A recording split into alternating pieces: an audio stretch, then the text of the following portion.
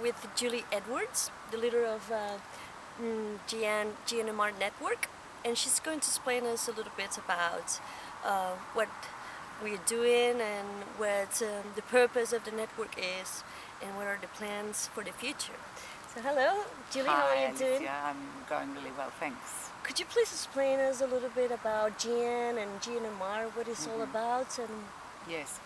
Well, I think the story is that Jesuits and partners like us, Alicia, have become increasingly aware over recent years that the big problems in the world, what we might call the wicked problems or the stubborn problems, are ones that affect people very much in their local situation, but that they require a bit of a joined-up response if we're going to be effective in making a difference in addressing them, because the source of those problems originates not just in that local situation, but they cross disciplines, they cross geographical boundaries, and so the Jesuits and partners like us are keen to step out of our own silos as well and join up our efforts to address and make a difference to those problems. And so this has been going on for a number of years, and GAN, which is the Global League Nation Advocacy Network, we identified 5 priority areas for advocacy across the Society of Jesus, and they are peace and human rights, and education, the right to a good education for everyone, migration, ecology, and the one we're here today to talk about, the governance of natural and mineral resources. could you please explain a little bit about governance of natural and mineral resources network, and what are the goals of the network, and who is within the network, and what is the purpose of having such a network? Yes. Well, I think it's probably important to note first why this was chosen as an advocacy priority. And it's because from on the ground, from Jesuits and colleagues all around the world, we kept hearing about the importance of this issue, that when there is not good governance of natural and mineral resources, people, local people and communities suffer. They don't get an opportunity to have a say about what's happening in their communities, on their land. Often they are pushed off their land and displaced. Often there is no transparency about, well, where does the money from this mining, for example, go? And there are a range of issues that we realised we needed to really work together on.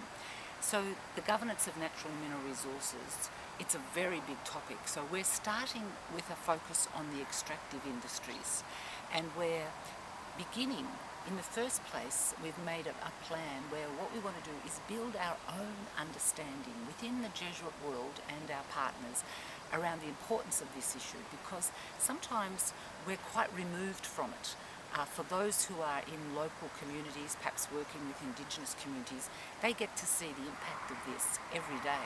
But perhaps someone like me in a part of Australia, or you perhaps in a part of Spain, we don't necessarily make the connection between the mining that's happening and our cell phone or our computer or our lifestyle. So first of all, we want to raise awareness across the Jesuit and partner family, the network, around the importance of this issue. Then we want to build our capacity to further understand and then address these issues. What do we need to do? What skills do we need to develop ourselves? And then thirdly, we want to actually support initiatives on the ground and help communities and people advocate for a better say over what's happening in their lives. So we've got 3 major areas: raising awareness, building capacity, and supporting real live efforts on the ground. Thank you. I think it was very clear. Could you explain us a little bit about who is within, what organizations are within the Governance of Natural and Mineral Resources Network? Yes. So what we have is a core group, first of all, where we have a representative from each of the Jesuit conferences around the world. So 6 representatives, each representing their own area. And you are one, Alicia, and I am one, and we will go back to our own conferences and provinces and help implement the strategy, and also learn from the ground up and bring what we're hearing, for example, what's happening in Indonesia for us, or East Timor, or the Philippines, and bring those stories up to the network. to see what we can do about them if we join up our efforts. So there's a member from each conference. Then attached to that, we're wanting to establish a network, and the network will be made up of ourselves, but also directors of social justice centres, the social apostolate coordinators in each of the conferences, and other key people or institutions. It could be a university that's doing research about this, key people who we want to stay in touch with, who will help us implement our strategy and make sure we're understanding what the priorities are on the ground. And what about your vision? What is your vision for the governance of natural mineral resources? Wow.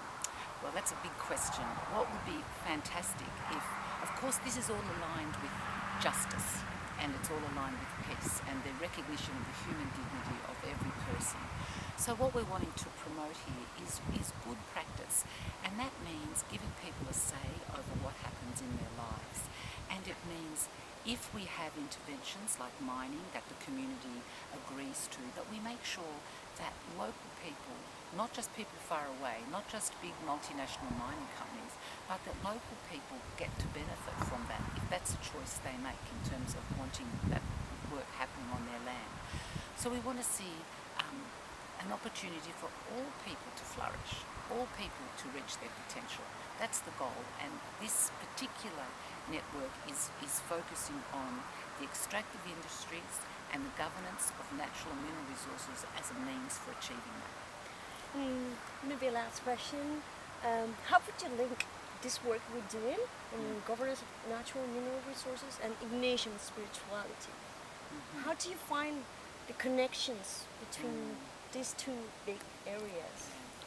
Well, for me, I go to both the foundational principle and also the contemplation to attain love. And in that contemplation to attain love, or in the spiritual exercises, what I really love is that Ignatius not only sees God in all things, whether that be the elements or whether it be the plants, the animals, us, but he sees God labouring.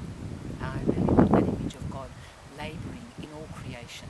So God is present in all of that. And I think in governance of natural mineral resources, we are honouring that. We are not saying that nature is just something to be exploited or people are something to be exploited, but that God is present and vibrant and labouring in all of creation. And so that's a very good starting point for us. But I think we can also go further and look at Ignatius's own life, whereby he aligned himself very much with the needs of the poor and those who were being oppressed and missing out. And also he wasn't afraid to advocate on their behalf, what we would say is to speak truth to power. Be prepared to listen every day, have grounded experience, but then very much speak that truth to power, to demand honesty and justice. So I feel it's very much at home in the tradition of Ignatian spirituality.